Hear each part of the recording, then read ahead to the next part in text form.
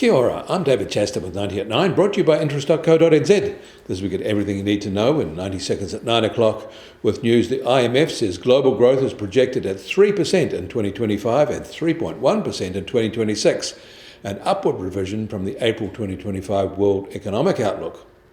This reflects front-loading ahead of tariffs, lower effective tariff rates than expected, better financial conditions and fiscal expansion in some major jurisdictions. But first, the Stockholm US-China tariff negotiations are to be extended, essentially ignoring the US-imposed August the 1st deadline. And the US-EU deal wasn't done, as the White House claimed. More horse trading is being scheduled there. And the number of job openings in the US fell by 275,000 from May to 7.4 million in June, below market expectations of 7.55 million. Their quit rate fell to a 6-month low. Expectations for the July non-farm payrolls report, due out on Saturday, are pretty modest at 110,000, taking them back to early 2025 levels.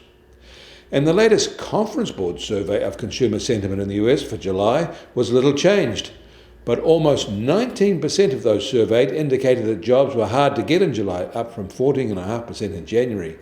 This group thought inflation there was running at 5.8% currently and is likely to go higher. The US Treasury said during the July-September 2025 quarter they expect to borrow more than $1 trillion in privately held marketable debt, assuming an end of September cash balance of $850 billion, which may be optimistic.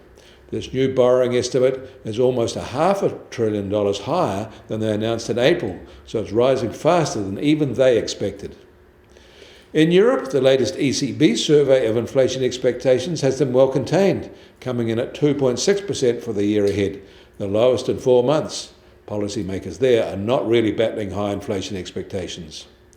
And later today, Australia will release its second quarter CPI inflation rate, expected to be 2.2%, and down from 2.4% in the first quarter. The US Treasury 10-year yield is now at 4.33%, down 9 basis points from yesterday. And the price of gold will start today at $3,327 an ounce, up $18 from yesterday.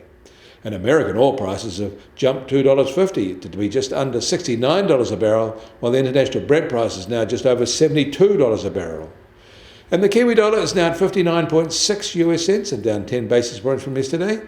Against the Aussie, we're down 20 basis points at 91.4 Australian cents. Against the euro, we're up 10 basis points at 51.6 euro cents. That all means our trade-weighted index starts today at just on 67.5 and down another 10 basis points from yesterday. You can get more news about the economy in New Zealand from interest.co.nz.